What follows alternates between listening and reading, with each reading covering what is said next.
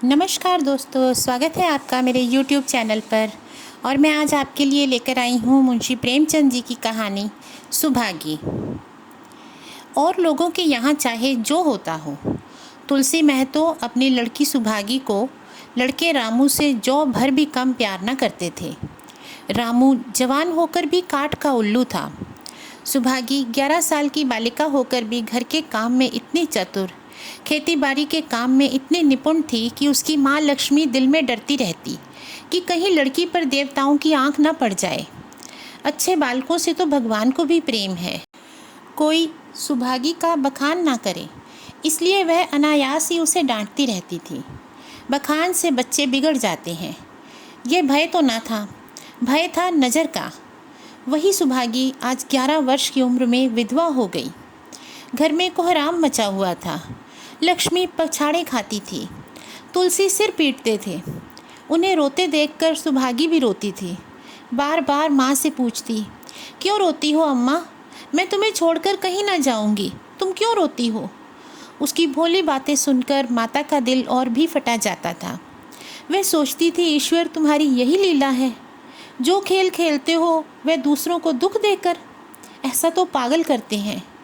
आदमी पागलपन करे तो उसे पागल खाने भेज देते हैं, मगर तुम जो पागलपन करते हो उसका कोई दंड नहीं। ऐसा खेल किस काम का कि दूसरा रोए और तुम हंसो। तुम्हें तो लोग दयालु कहते हैं, यही तुम्हारी दया है। और सुभागी क्या सोच रही थी? उसके पास कोठरी भर रुपए होते तो वह उन्हें छिपाकर रख देती और एक दिन चुपके से बाजार चली जाती और अम्मा के लिए अच्छे अच्छे कपड़े लाती। दादा जब बाकी पैसे मांगने आते तो चट रुपए निकाल कर उन्हें दे देती। अम्मा दादा कितने खुश होते। जब सुभागी जवान हुई तो लोग तुलसी महतो पर दबाव डालने लगे कि लड़की का घर कहीं कर दो, जवान लड़की का यूँ फिरना ठीक नहीं। जब हमारी बिरादरी में इसकी कोई निंदा नहीं है तो क्यों विचार करते हो? तुलसी ने कहा, भाई मैं तो तैयार हूँ, लेकिन जब सुभागी भी माने, वह किसी तरह राज़ी नहीं होती।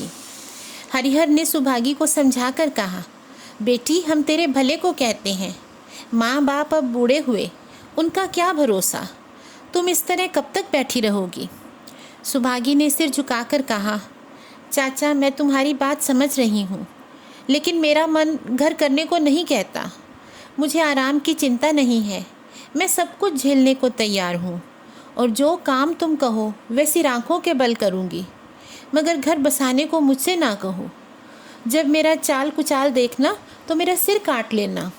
अगर मैं सच्चे बाप की बेटी होंगी तो बात की भी पक्की होंगी। फिर लज्जा रखने वाले तो भगवान हैं, मेरी क्या हस्ती है कि अभी कुछ कहूँ। उज्जड़ रामू बोला, तुम अगर सोचती हो कि भैया कमावेंगे और मैं बैठी मौज करूँगी तो इस भरोसे ना रहना, यहाँ किसी ने जन्म भर का ठेका नहीं लिया है। रामू की दुल्हन रामू से भी 2 उंगल ऊंची थी। मटक कर बोली, हमने किसी का कर्ज थोड़े खाया है कि जन्म भर बैठे भरा करें। यहाँ तो खाने को भी महीन चाहिए, पहनने को भी महीन चाहिए। ये हमारे बूते की बात नहीं। सुभागी ने गर्व से भरे स्वर में कहा, भाभी मैंने तुम्हारा आसरा कभी नहीं किया और भगवान ने चाहा तो कभी करूँगी भी नहीं। तुम अपनी देखो, मेरी चिंता ना करो। रामू की दुल्हन को जब मालूम हो गया कि सुभागी घर न करेगी तो और भी उसके सिर हो गई। हमेशा एक ना एक कुचड़ लगाए रहती। उसे रुलाने में जैसे उसको मज़ा आता था। वह बेचारी पहर रात से उठकर कूटने पीसने में लग जाती, चौका बर्तन करती, गोबर पाथती, फिर खेत में काम करने चली जाती। दोपहर को आकर जल्दी जल्दी खाना पकाकर सबको खिलाती। रात को कभी माँ के सिर में तेल डालती, कभी उसकी देह दबाती। तुलसी चिलम के भक्त थे, उन्हें बार बार चिलम पिलाती। जहाँ तक अपना बस चलता माँ बाप को कोई काम न करने देती। हाँ, भाई को ना रोकती। सोचती यह तो जवान आदमी है, ये काम ना करेंगे तो गृहस्थी कैसे चलेगी। मगर रामू को यह बुरा लगता। अम्मा और दादा को तो तिनका तक उठाने नहीं देती और मुझे पीसना चाहती है। यहाँ तक कि एक दिन वह जामे से बाहर हो गया। सुभागी से बोला, अगर उन लोगों का बड़ा मोह है तो क्यों नहीं अलग रहती हो? तब सेवा करो तो मालूम हो कि सेवा कड़वी लगती है कि मीठी। दूसरों के बल पर वाहवाही लेना आसान है, बहादुर वह है जो अपने बल पर काम करे। सुभागी ने तो कुछ जवाब न दिया। बात बढ़ जाने का भय था, मगर उसके माँ बाप बैठे सुन रहे थे।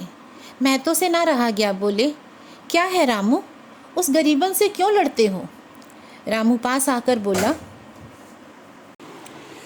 तुम क्यों बीच में कूद पड़े? मैं तो उसको कहता था। तुलसी ने कहा, जब तक मैं जीता हूँ तुम उसे कुछ नहीं कह सकते। मेरे पीछे जो चाहे करना। बेचारी का घर में रहना मुश्किल कर दिया। इस पर रामू बोला, आपको बेटी बहुत प्यारी है तो उसे गले बांध कर रखिए, मुझसे तो नहीं सहा जाता। इस पर तुलसी बोली, अच्छी बात है, अगर तुम्हारी यही मर्जी है तो यही होगा। मैं कल गांव के आदमियों को बुलाकर बंटवारा कर दूंगा। तुम चाहे छूट जाओ, सुभागी नहीं छूट सकती। रात को तुलसी लेटे तो वह पुरानी बात याद आई, जब रामू के जन्मोत्सव में उन्होंने रुपए कर्ज लेकर जलसा किया था और सुभागी पैदा हुई तो घर में रुपए रहते हुए भी उन्होंने एक कौड़ी न खर्च की। पुत्र को रत्न समझा था, पुत्री को पूर्व जन्म के पापों का दंड। वह रत्न कितना कठोर निकला और यह दंड कितना मंगलमय। दूसरे दिन महतो ने गांव के आदमियों को जमा करके कहा, पंचो, अब रामू का और मेरा एक में निभा नहीं होता। मैं चाहता हूँ कि तुम लोग इंसाफ से जो कुछ मुझे दे दो वह लेकर अलग हो जाऊँ। दिन रात की किचकिच अच्छी नहीं। गांव के मुख्तार बाबू सज्जन सिंह बड़े सज्जन पुरुष थे। उन्होंने रामू को बुलाकर कहा, क्यों जी, तुम अपने बाप से अलग रहना चाहते हो? तुम्हें शर्म नहीं आती कि औरत के कहने में आकर माँ बाप को अलग किए देते हो? राम राम। रामू ने भी ढिठाई के साथ कहा, जब एक में गुजर ना हो तो अलग हो जाना ही अच्छा है। सज्जन सिंह बोले, तुमको एक में क्या कष्ट होता है? रामू ने कहा, एक बात हो तो बताऊं। सज्जन सिंह ने फिर से पूछा, कुछ तो बतलाओ। रामू बोला, साहब, एक में मेरा इनके साथ निभाना होगा, बस मैं और कुछ नहीं जानता। यह कहते हुए रामू वहाँ से चलता बना। तुलसी ने कहा, देख लिया आप लोगों ने इसका मिजाज। अब चाहे 4 हिस्सों में 3 हिस्से उसे दे दें, पर अब मैं इस दुष्ट के साथ ना रहूँगा। भगवान ने बेटी को दुख दे दिया, नहीं तो मुझे खेती बाड़ी लेकर क्या करना था? जहाँ रहता वहीं कमाता खाता। भगवान ऐसा बेटा 7वें बैरी को भी ना दे। लड़के से लड़की भली, जो कुलवंती होए।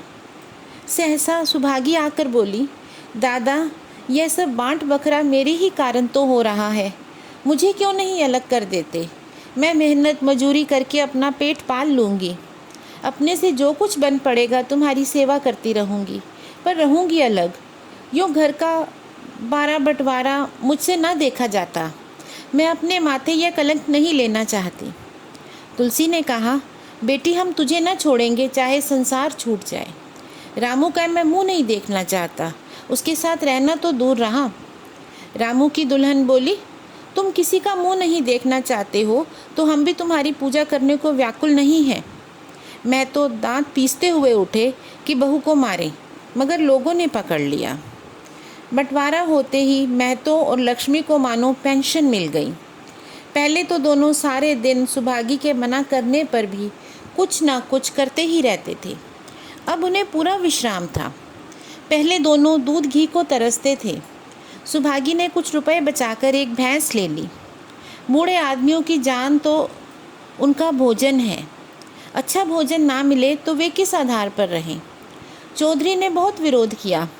कहने लगे, घर का काम यूँ ही क्या कम है कि तू नया झंझट पाल रही है। सुभागी उन्हें बहलाने के लिए कहती, दादा, दूध के बिना मुझे खाना नहीं अच्छा लगता। लक्ष्मी ने हंसकर कहा, बेटी, तू झूठ कब से बोलने लगी? कभी दूध हाथ से तो छूती नहीं, खाने को कौन कहे? सारा दूध हम लोगों के पेट में ठूंस देती है। गांव में जहाँ देखो सबके मुंह से सुभागी की तारीफ होती थी। लड़की नहीं, देवी है। 2 मर्दों का काम भी करती है, उस पर माँ बाप की सेवा भी किए जाती है। सज्जन सिंह तो कहते यह इस जन्म की देवी है, मगर शायद महतो को यह सुख ज़्यादा दिन भोगना ना लिखा था। 7-8 दिन से महतो को जोर का ज्वर चढ़ा हुआ था। देह पर कपड़े का तार भी न रहने देते। लक्ष्मी पास बैठी रो रही थी। सुभागी पानी लिए खड़ी थी। अभी एक क्षण पहले महतो ने पानी मांगा था, पर जब तक वह पानी लावे उनका जी डूब गया और हाथ पैर ठंडे हो गए। सुभागी से उनकी यह दशा न देखी गई। वह रामू के घर गई और बोली, भैया चलो देखो, आज दादा न जाने कैसे हुए जाते हैं, 7 दिन से ज्वर नहीं उतरा। रामू ने चारपाई पर लेटे लेटे कहा, तो क्या मैं डॉक्टर हकीम हूँ कि देखने चलूँ? जब तक अच्छे थे तब तक तो तुम उनके गले का हार बनी हुई थी, अब जब मरने लगे तो मुझे बुलाने आई हो। उसी वक्त उसकी दुल्हन अंदर से निकल आई और सुभागी से पूछा, दादा को क्या हुआ दीदी? सुभागी के पहले रामू बोल उठा, हुआ क्या है, अभी कोई मरे थोड़े ही जाते हैं।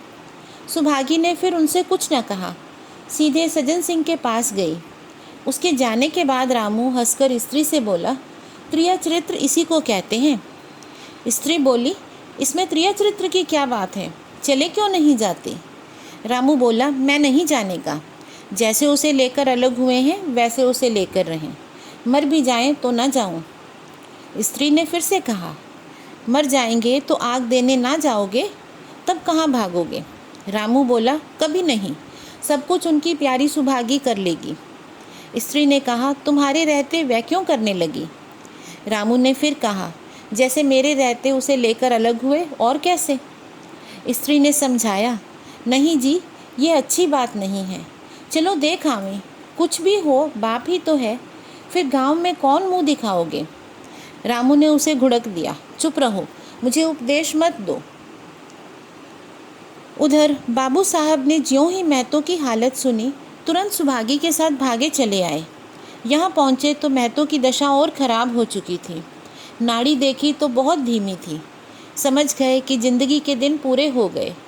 मौत का आतंक छाया हुआ था। सजल नेत्र होकर बोले, महतो भाई कैसा जी है? महतो जैसे नींद से जागकर बोला, बहुत अच्छा है भैया, अब तो चलने की बेला है। सुभागी के पिता अब तुम ही हो, उसे तुम्ही को सौंपे जाता हूँ।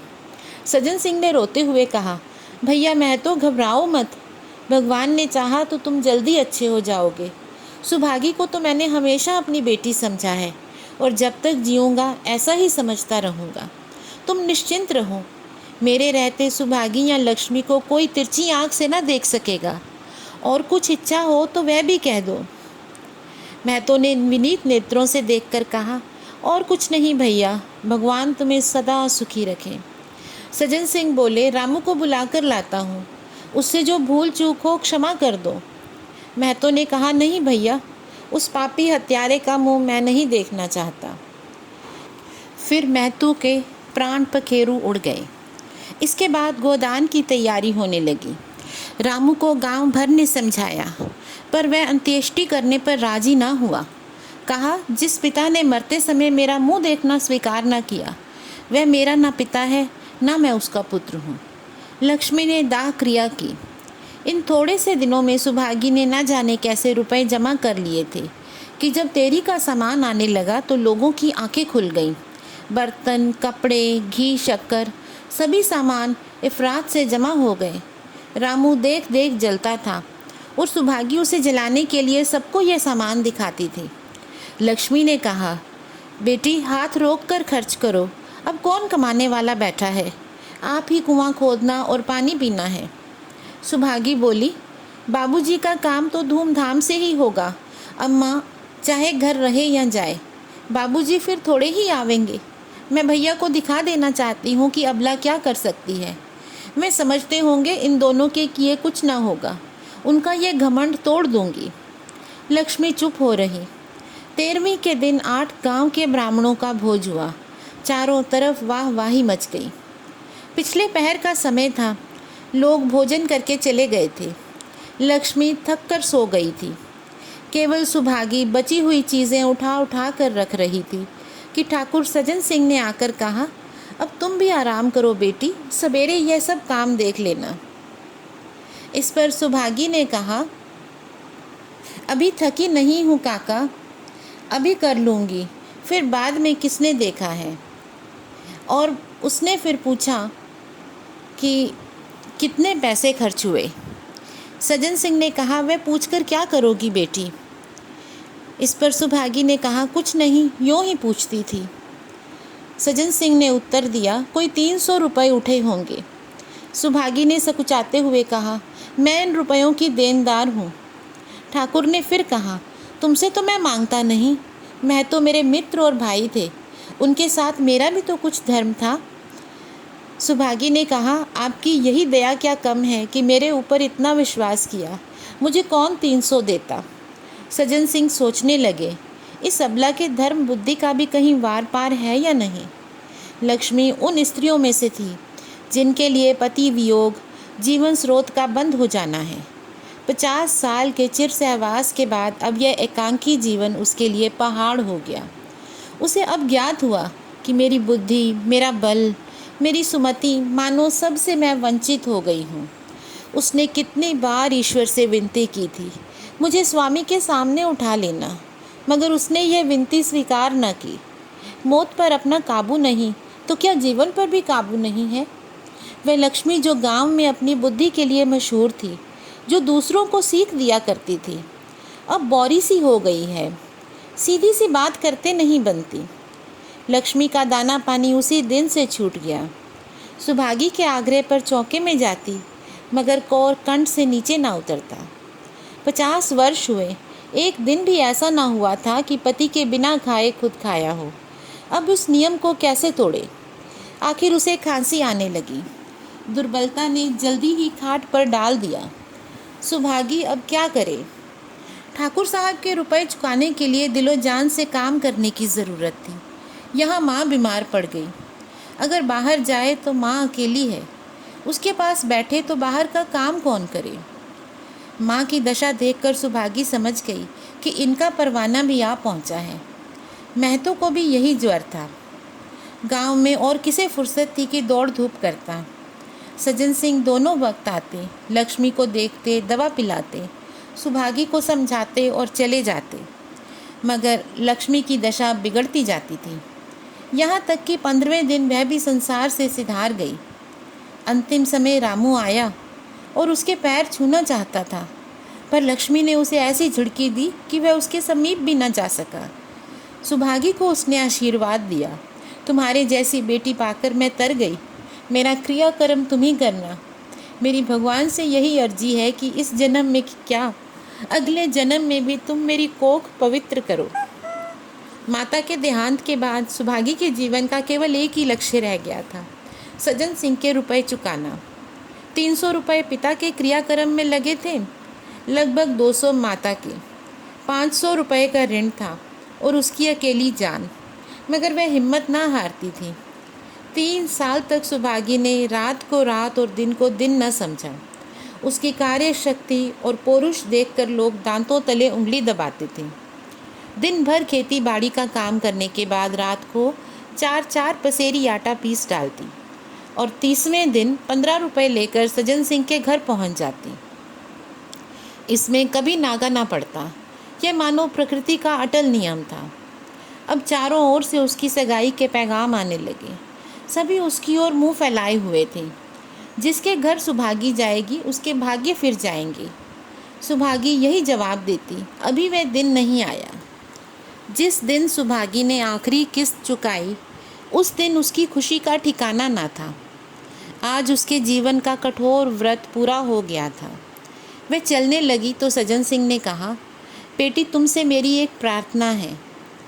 कहो कहूँ, कहो ना कहूँ, मगर वचन दो कि मानोगी।